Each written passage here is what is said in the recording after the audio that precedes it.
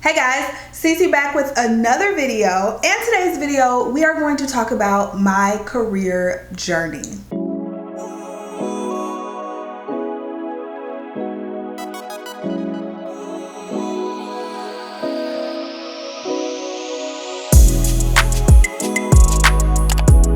So if it's your first time watching me or my channel, just make sure you go ahead and click that subscribe button.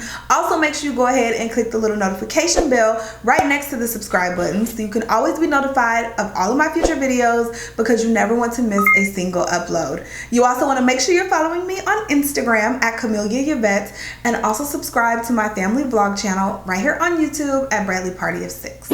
So for today's video, we are going to be talking about my career journey. I get this question all the time, how I got to where I am in my career, and I really wanted to break this down for you guys and show you how I got to where I am, but also make you understand that everybody's path, probably no one's path, is a straight shot to where you want to be. Sometimes where you want to be isn't even where you end up, and you're totally fine with that. We don't know where we want to be. We know what we think we want, and then we might get that, and then we're like, ugh, I didn't really want that to begin with. So there are a lot of twists and turns in my path, but I wanted to share this with you, hopefully to encourage somebody that you will find what you want to do. You just need to put in the work, but you'll find it and you will figure it out. So we're gonna start all the way back to the beginning. This is probably gonna be a longer video, so just make sure you grab a snack or something like that. But we're gonna start all the way back at the beginning and kind of talk about me as a child and what was instilled in me.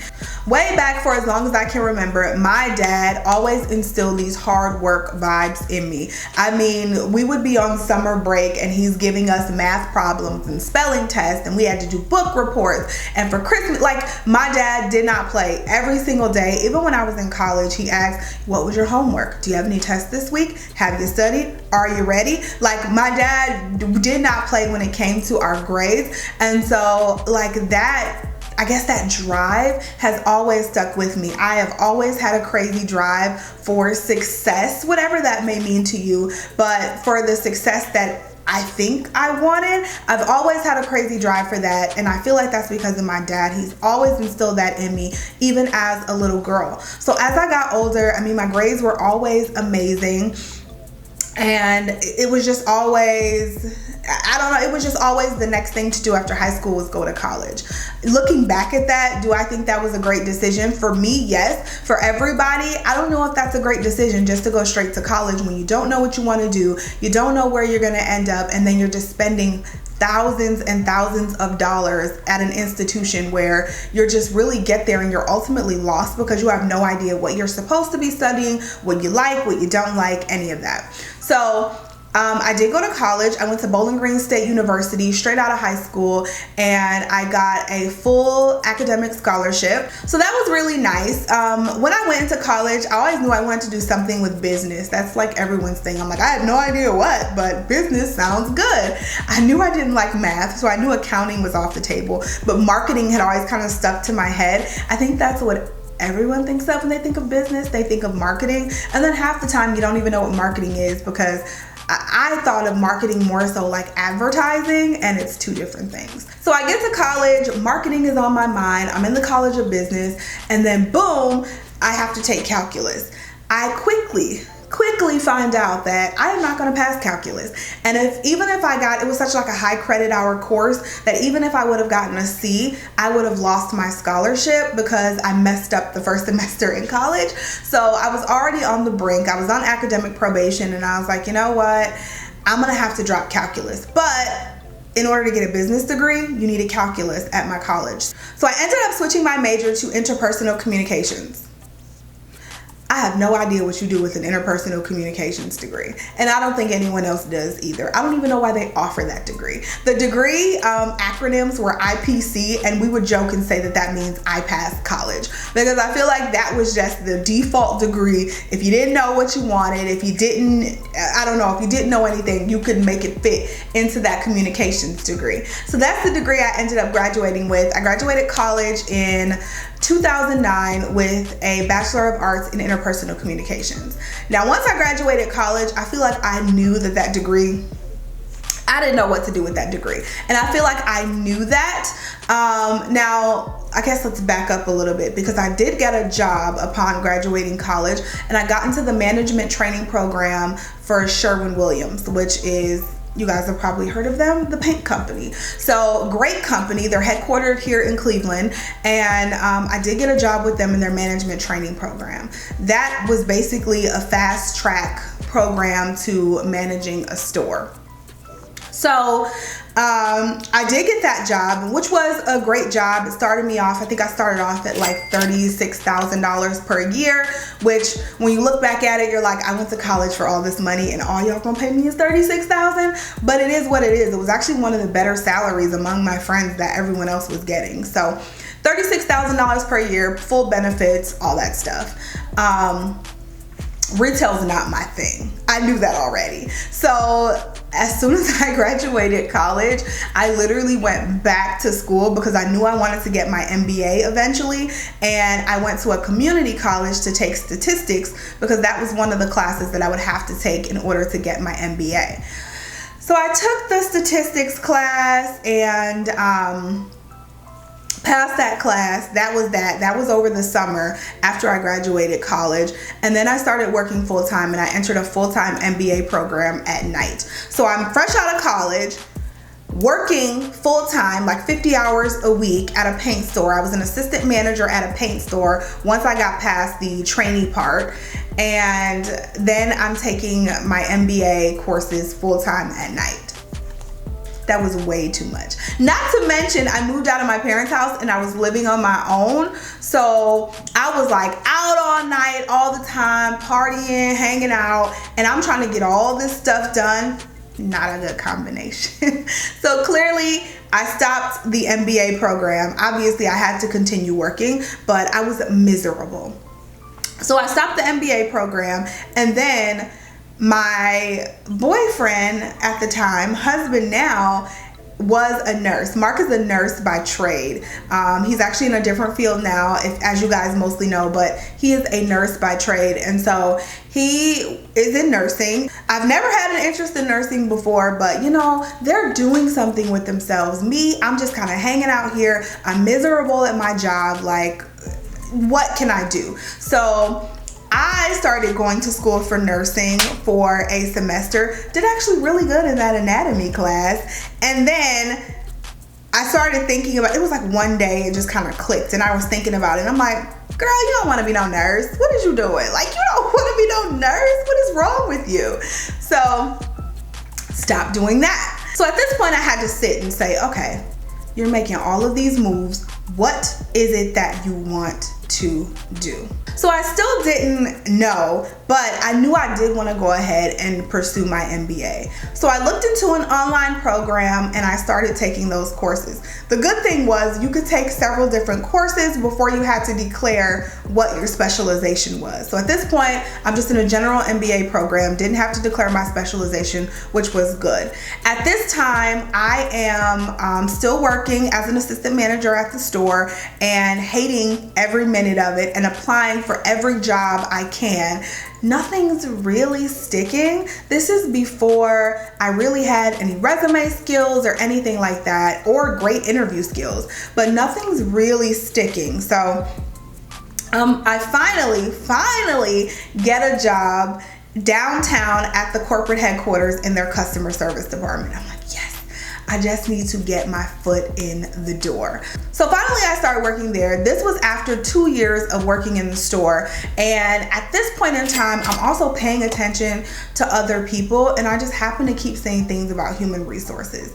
And I have a family friend and also my cousin that both of them work in human resources, and I need to tell them that they inspired me to get into HR, because they don't even know. But they would post a lot of things about how much they love their job and, you know, the things that they got to do on their job and all of that. They would post all that stuff on Facebook. And I never reached out to them, I don't think. I think I just, I saw all that stuff, and then that made me start to look into HR, which made me really get intrigued about it. So then at this point, once I got the job downtown, I decided to declare my major, and this is when my action plan went into place. finally. Now, as I said before, I have always been a go-getter. I've always been somebody who worked hella hard at my jobs, and I know how to get me another job. So I was in that customer service department for a year, and then they had sort of a step up. It was like a specialized customer service department.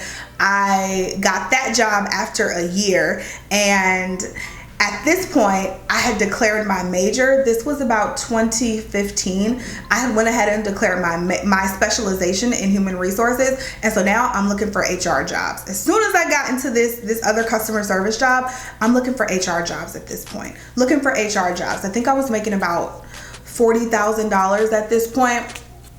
So still really hadn't gotten much of a raise since I had been in the store, but I was laser focused. I knew what I wanted and I knew what I didn't want. So I'm looking for these HR jobs. A job finally comes up. I apply for it, I get it, and now it's 2015 and I'm here.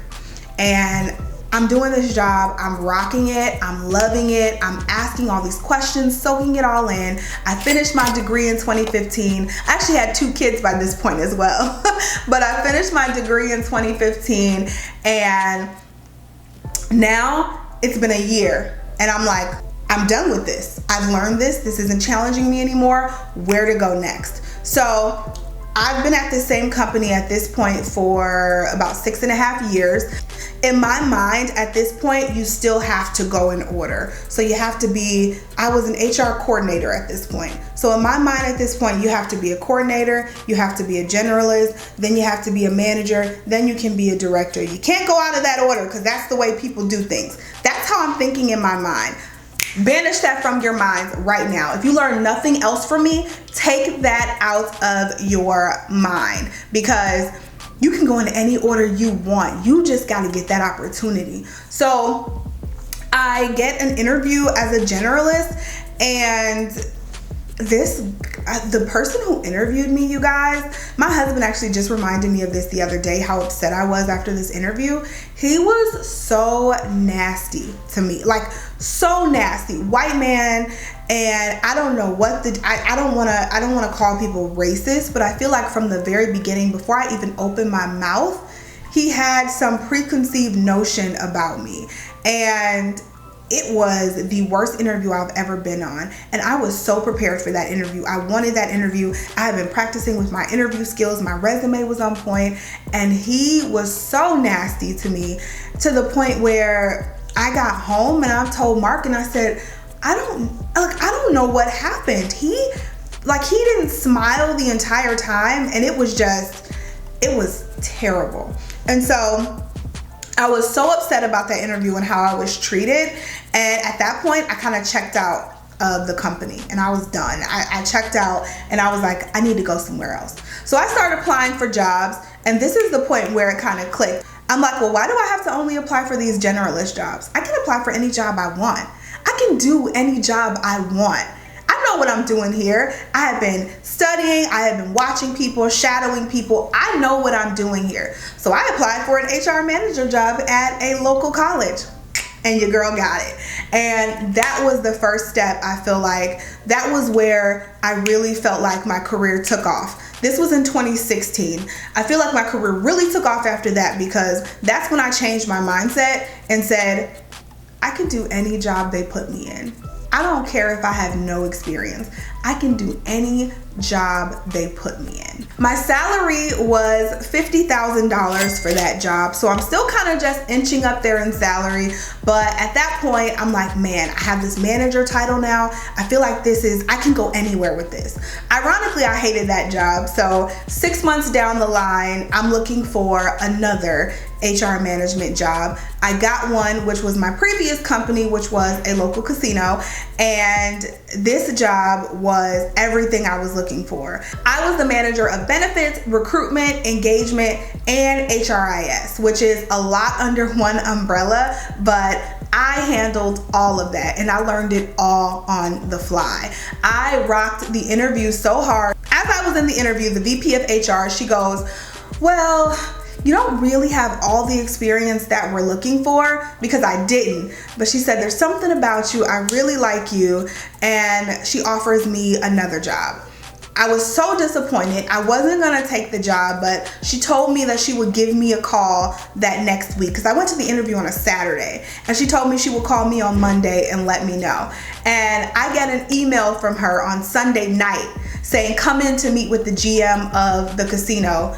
She wants to put me in that manager role. And I was so elated, got that job, loved that job. At this point, what did they offer me? I think they offered me $60,000. So I'm still moving up at this point. This was third quarter 2016 that I made that move, and I was at $60,000, and I worked there until February of 2019. That's when I got to my current company, and now I am at a salary of over 6 figures.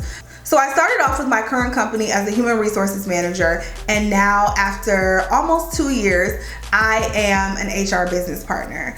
I have worked really hard and learned so much on the job, and I think that's the key, is to make sure that you are always learning, always upping your game. I take courses, I go to trainings, I soak up every piece of knowledge that I can. I make sure I stay up to date and current on different laws, because I want to be that resource for everyone. I want to be the smartest person in the room. I want to have knowledge so I can contribute to my team, and also people can look at me and say, man, she knows her stuff. The biggest takeaway I have for you in this video is to bet on you. You know your skills, you know what you can do. Put in the work and bet on yourself. You will always be successful if you do that.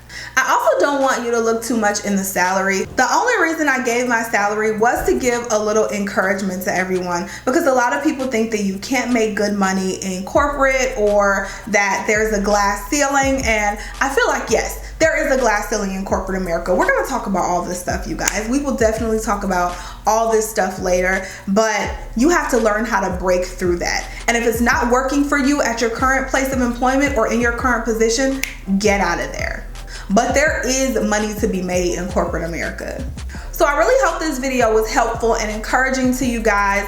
Everybody's roads are not a straight path, okay? Like, I took so many twists and turns. I had so many bumps in the road. I had so many things happen, you guys. During all this time, I got married in 2012. I had a kid in 2014. I had another kid 13 months later in 2015. And obviously another kid just 8 months ago. So much has happened in that time frame, and I was still able to make it through. So don't think just because there's a bump in the road that it's over for you. Just because you have kids that it's over for you. You can continue on your path to being successful. And for everyone, success doesn't mean money. Success doesn't mean money for me, but being comfortable and my family being comfortable is what success means to me. So the more I was able to bet on myself and get myself in front of the right people to move forward, I knew that the paycheck would come.